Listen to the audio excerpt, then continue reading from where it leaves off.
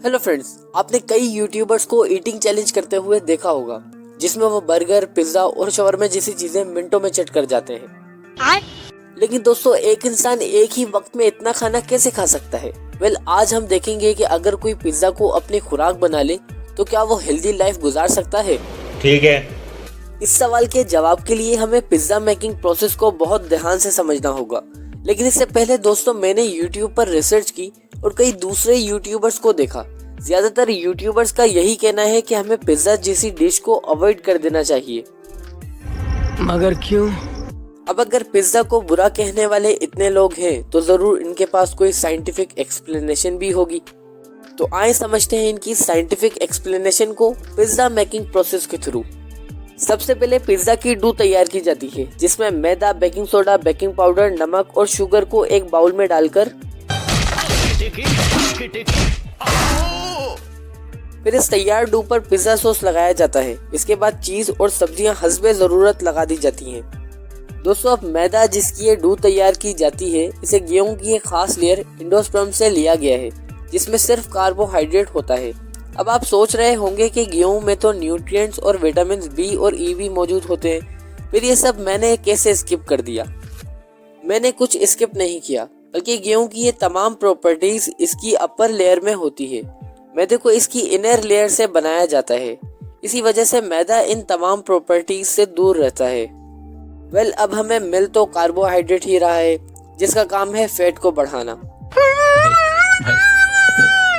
Baking soda को acidity में useful माना जाता है। अब आप कहेंगे कि ये तो अच्छा ही है, हमें पिज्जा खाने के बाद एसिडिटी नहीं होगी, लेकिन रुको जरा, सब्र करो।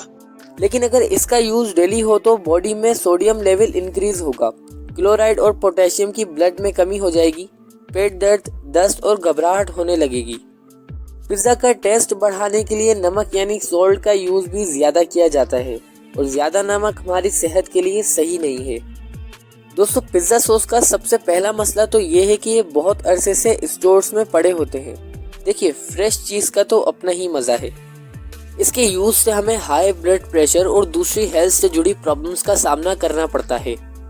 इसके अलावा चिकन और दूसरी वेजिटेबल्स का इस्तेमाल तो किया जाता है, बट चिकन पिज्जा मेकिंग में ओवरकुक्ड हो जाता है, और वेजिटेबल्स को डायरेक्टली ग्रिल करने से ये दोनों ही अपनी सारी प्रॉपर्टीज एवेपोरेट कर देते हैं। फाइनल इंग्रेडिएंट जो कि पिज्जा में यूज होता है वो है चीज। चीज हमारी बॉडी में बैड कोलेस्ट्रॉल को बढ़ा देता है, और ये दिल से जुड़ी बीमारी की भी वजह बनता है। अब अगर आपको पिज्जा पसंद है तो आप क्या कर सकते हैं? लेकिन तू कर भी क्या सकता है यार? मैं ना क्या कर सकता हूँ यार? मैं बताता हूँ आप क्या कर सकते हैं। ये सब सुनने के बाद आपको यही लग रहा होगा कि पिज्जा बैड फॉर अस, लेकिन यही एक ट्विस्ट आता है। ईस्ट अमेरिका का एक शहरी जो कि करीब 25 सालों से अपने ब्रेकफास्ट, लंच और डिनर में सिर्फ पिज्जा खा रहा है। I've been eating pizza for breakfast, lunch and dinner every day for 25 years. इसका नाम डैन जेंसन है, और इसके ऊपर डॉक्यूमेंट्री भी बनाई गई है जो कि यूट्यूब पर 4 साल पहले अपलोड की गई थी। अगर ये आज भी पिज्जा खा रहा हुआ तो इसे 29 से 30 साल हो चुके होंगे।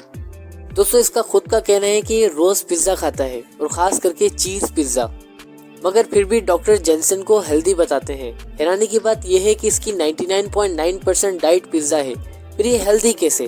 अब फ्रेंड्स, हमें हमारे सवाल का जवाब मिलने लगा है। पिज्जा खाना अनहेल्दी नहीं है, बल्कि पिज्जा खाने के बाद हम पिज्जा से मिलने वाले कैलोरीज और फैट को कम करने के लिए एक्सरसाइज कर रहे हैं या नहीं, ये अनहेल्दी है। दूसरी चीज के जेंसन ज्यादातर पिज्जा घर पर ही बनाता है और कोशिश करता है कि इसमें फ्रेश चीजों का यूज हो। और अगर हम पिज्जे की डो को मैदे की जगह आटे से तैयार करें तो जो न्यूट्रिएंट्स हम मिस कर रहे थे वो हमें मिल सकते हैं। एंड में अगर आप मेरा ओपिनियन पूछेंगे तो मैं आपसे बस इतना कहूंगा कि पिज्जा डेली खाने से बहुत ज्यादा एक्सरसाइज करनी पड़ती है खुद को हेल्दी रखने के लिए। इसीलिए आप कुछ दिनों का ब्रेक लेकर पिज्जा खाएं, ताकि इसके टेस्ट को अच्छी तरह एंजॉय कर सकें। और बेहतर है कि अगर लंच के दौरान पिज्जा खाया जाए, ताकि अच्छे से पूरा दिन डाइजेस्ट हो सके। वीडियो अच्छी लगी हो तो लाइक जरूर कीजिएगा और अपने फ्रेंड सर्कल में शेयर जरूर कीजिएगा। मुझे दीजिए इजाजत, मिलता हूँ आपसे नेक्स्ट वीडियो में। Keep growing.